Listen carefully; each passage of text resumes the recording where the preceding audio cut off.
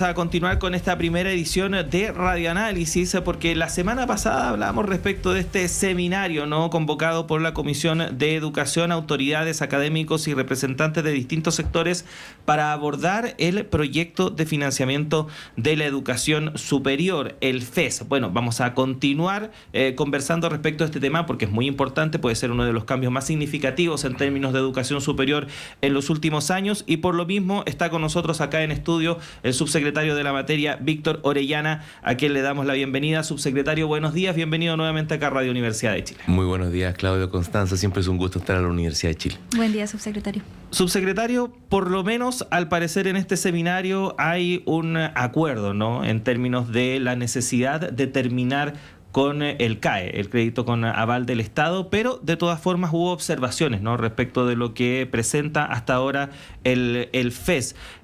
¿Cómo recibe el gobierno precisamente lo que se obtuvo de este encuentro que se organizó la semana pasada? Bueno, primero lo que tú señalas que es muy importante, Chile tiene que terminar con el crédito con aval del Estado. En esto no hay muchas diferencias, más bien hay un consenso de que este es un sistema que cumplió un ciclo, pero que hoy día funciona para una población para la cual no estaba diseñado.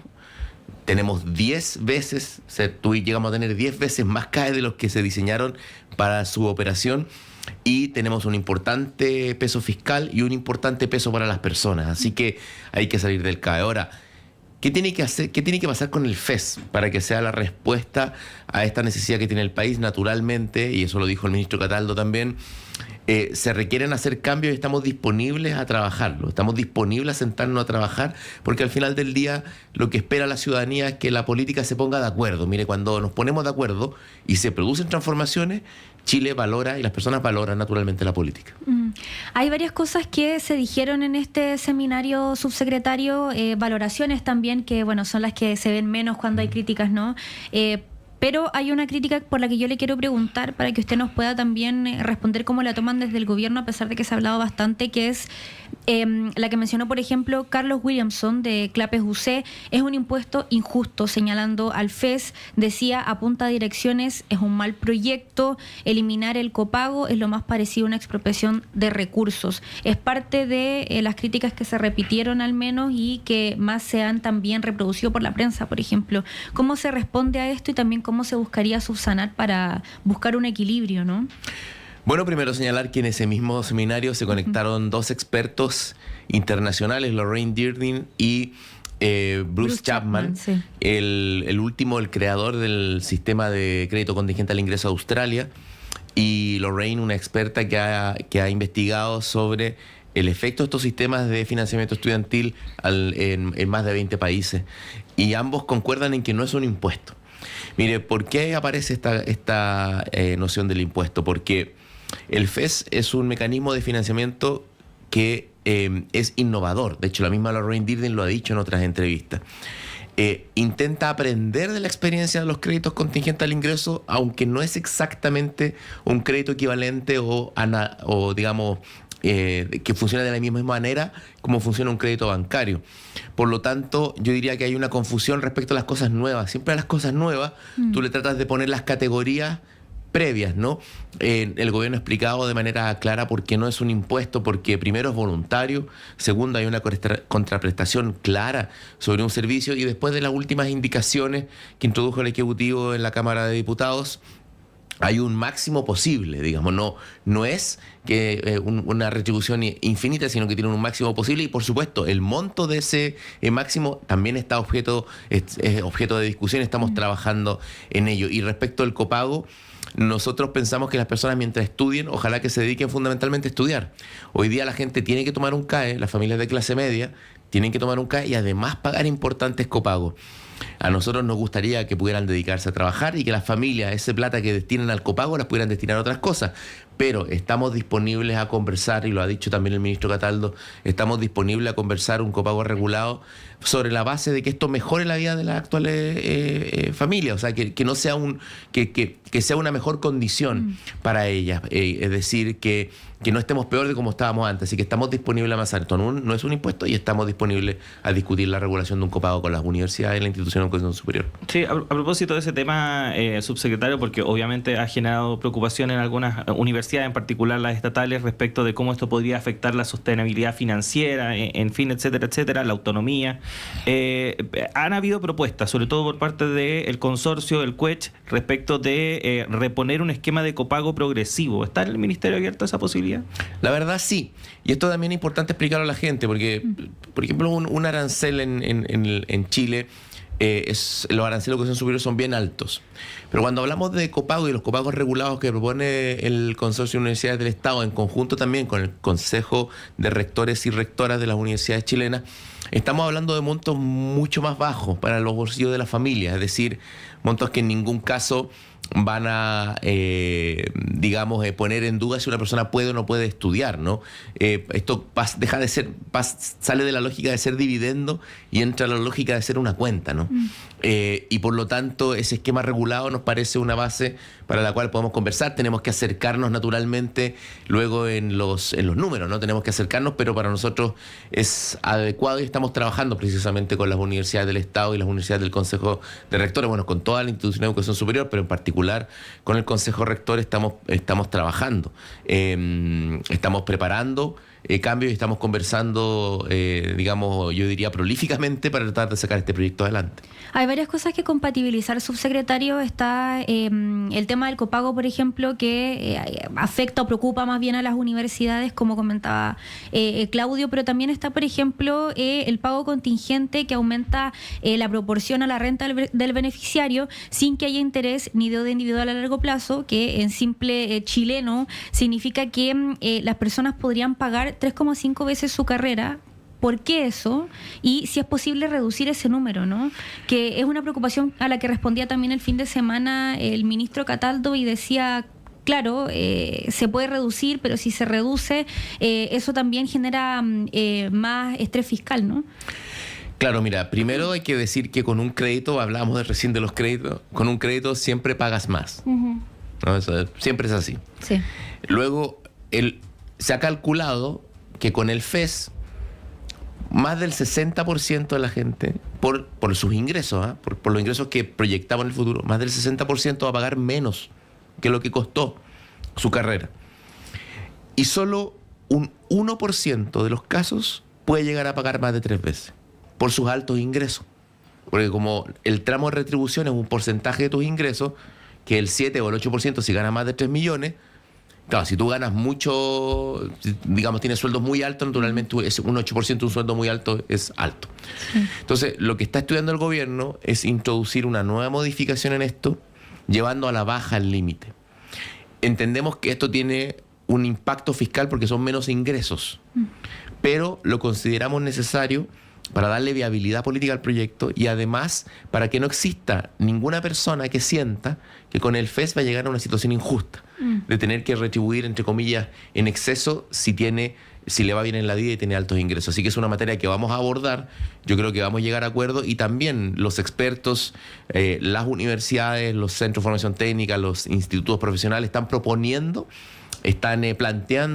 esquemas, números, cifras en esa línea y yo estoy convencido que vamos a llegar a un acuerdo tal como vamos a llegar en el tema del copago. Uh-huh.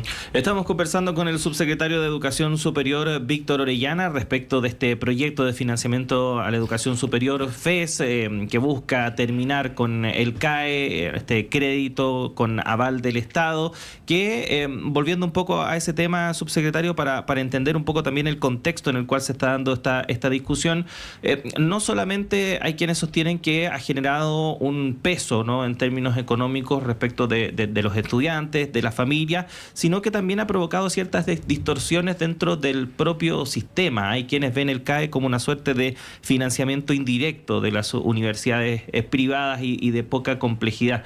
¿Cómo podemos explicar un poco también estos otros efectos colaterales, ¿no?, del CAE, por así decirlo? Mira, efectivamente el CAE fue parte y fue quizás el instrumento principal, no el único, que impulsó lo que llamamos un crecimiento inorgánico de la educación superior. Primero, muy rápido, Segundo, sin solución de continuidad adecuada con la estructura ocupacional. Y tercero, sin privilegiar las instituciones que hacían más investigación y que eran más complejas, como se denomina, que significa universidades que llevan adelante varias tareas, no solo tareas de docencia, vinculación con el medio, investigación, transferencia tecnológica e innovación. Nosotros decimos el CAE cumplió su ciclo.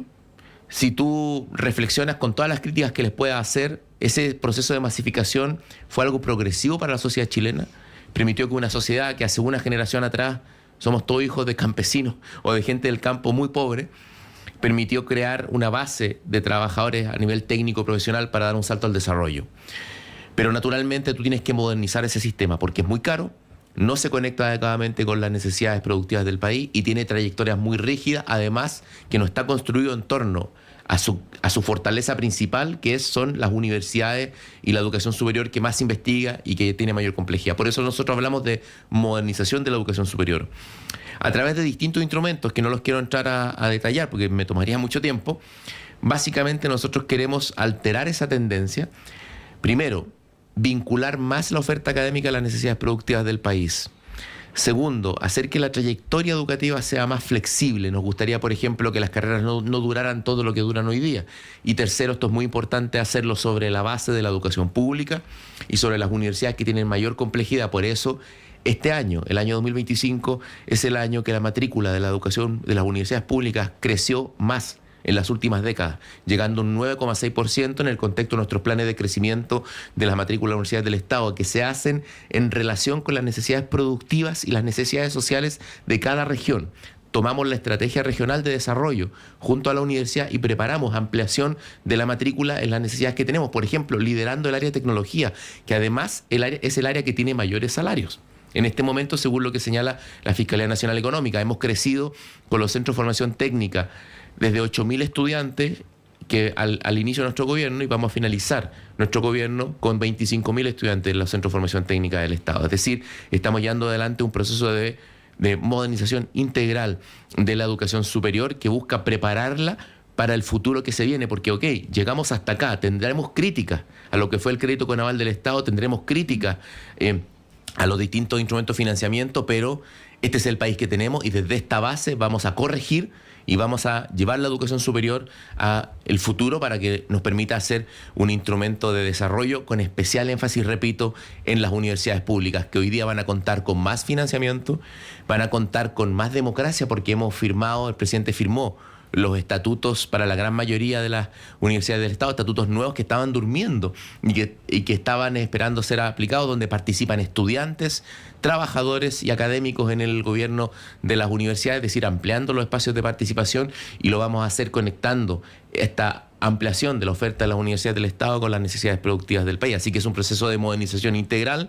El FES naturalmente es lo que se lleva mayor parte de la atención, pero el FES es parte, insisto, de un proceso más global, pero es muy importante aprobarlo, porque si no lo aprobamos no vamos a poder avanzar en esta modernización y tampoco le vamos a poder dar una respuesta a las y los deudores que nos están escuchando hoy día y que son las y los deudores probablemente las personas que más esperan que este proyecto se apruebe. Le quiero preguntar justamente por los deudores, subsecretario, porque se instaló de alguna forma un mito, y es que esta promesa de terminar con el CAE y de apoyar, comillas, a los deudores generó que aumentaran los morosos. Se lo preguntaron, de hecho, al ministro durante el fin de semana también. ¿Cómo se responde a eso? Porque finalmente tampoco con este proyecto se dijo vamos a condonar el CAE, ¿no? Y por eso me gustaría que le respondiera usted también y que explicara además qué hace este proyecto, el FES, con los morosos, cuál es la solución que entrega, o con los deudores más bien del CAE. Mira, primero señalar respecto a lo primero que tú preguntas, Constanza, es que el CAE tiene un problema estructural, más allá del comportamiento específico de las personas, que es que el CAE se pensó en su momento como un crédito hipotecario. Ese era el esquema más o menos, ¿no? Con una tasa de interés parecida a un esquema a un hipotecario, y pensando en que los profesionales, técnicos y profesionales, incluso profesionales universitarios, iban a tener salarios más o menos como las personas que son sujetos de crédito hipotecario ante los bancos. Pero al haber crecido 10 veces más la matrícula de lo que estaba planificado en el CAE, los salarios de los profesionales y técnicos naturalmente no fueron esos. Hoy día el 56%, según dato del año 2022, 56% de la gente que está en etapa de pago del CAE gana menos de 750.000 pesos.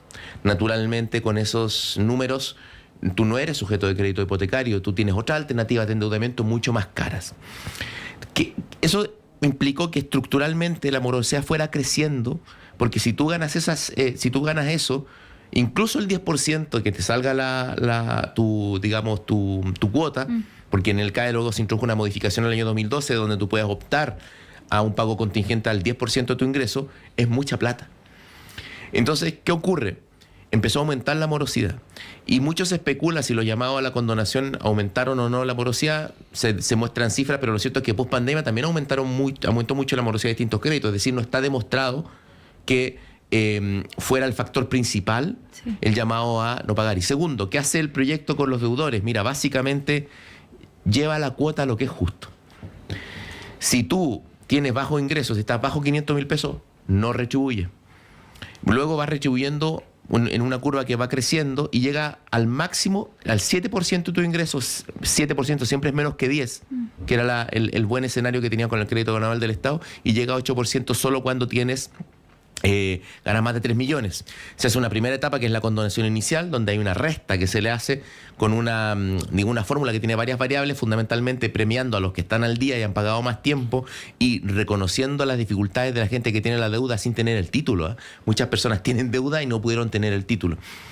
Se hace una primera resta y luego viene la condonación progresiva, que es la diferencia entre cómo te queda la cuota después de la primera resta y el tramo de retribución. Por ejemplo, si una persona está ganando 600.000 pesos, su tramo de retribución son 13.000.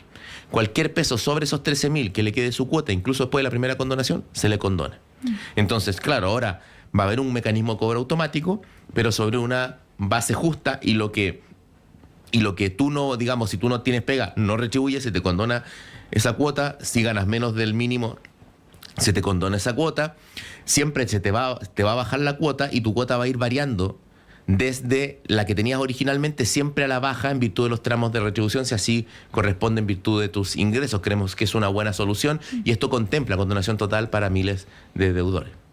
Por último, subsecretario, nos quedan un par de minutos, pero para preguntarle respecto a un tema que está de moda, la responsabilidad fiscal, porque hay quienes sostienen que el FES se podría implicar riesgos en ese sentido y que incluso se podría estar sobreestimando su costo, como por ejemplo algunos sostienen pasó con la gratuidad. ¿Qué podríamos decir al respecto? Mire, es muy importante hacer un buen uso de los recursos públicos. Precisamente por eso estamos haciendo este proyecto. A mí me llama la atención, lo dijo también el ministro Cataldo, que hubo poca preocupación en los últimos 20 años por la responsabilidad fiscal del CAE. Y ha habido relativamente poca preocupación por la responsabilidad fiscal de tener carreras tan largas. O, como planteó la Fiscalía Nacional Económica, de no tener una solución de continuidad adecuada entre la oferta académica y las necesidades productivas del país, porque terminamos pagando carreras demasiado largas, caras, para las cuales después no hay trabajo. Y durante 15 años a mí me llama mucho la atención la poca preocupación sobre la responsabilidad fiscal de ese esquema. FES propone, ante todo evento, un mejor rendimiento fiscal que el CAE. Está enmarcado en un proceso de modernización donde esperamos enfrentar la sobreduración de las carreras en un proceso que va a tomar muchos años. Es una política de Estado, pero que nos va a permitir decirle a la gente, ya no tienes que tener esa trayectoria que tuviste en un momento cuando se estudiaba una pura P, después no se estudiaba, porque ahora vas a estudiar, entrar y salir del sistema educativo varias veces. Y lo vamos a hacer fortaleciendo la educación pública, es decir, proyectado en régimen, el FES va a ahorrar al año 500.000 millones de pesos respecto a no hacer nada y quedarnos con el crédito conaval del Estado. Y además, en sí mismo, porque esto salió en el seminario y hubo datos que preparó la investigadora Lorraine Dirdin. Supongamos que el CAE funcionó perfecto y todo el mundo lo pagó. Ok. El FES tiene una mejor recuperación fiscal que el propio CAE, entre comillas, perfecto, en términos de cómo está diseñado. Por lo tanto, a nosotros, ¿qué quiero decir con esto? Que la responsabilidad fiscal nos hace con discursos. Porque hay muchos discursos que llaman a la responsabilidad fiscal y después llaman a gastar más.